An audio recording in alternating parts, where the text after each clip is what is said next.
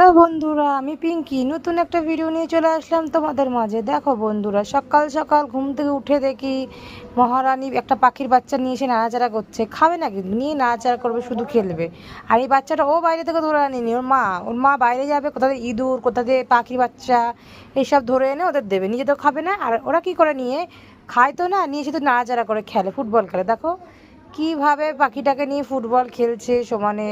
আর যদি কাছে গেছে ওর কেউ, তাহলে তো গ গ করবে, মানে তাকে মনে হয় মেরেই খেয়ে নেবে, এরকম বিষয়। সেটা ওর বোন হোক, ওর মা হোক, কিংবা অন্য কেউ হোক।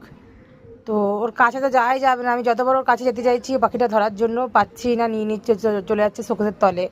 তো অবশেষে দেখলাম না, পারবো না, নিজে থেকে খেলে এখন ছাড়বে, তখনই ওটাকে নিয়ে ফেলে দেবো। তো লাস্টে আমি পারলাম না, অপরক হয়ে গেলাম।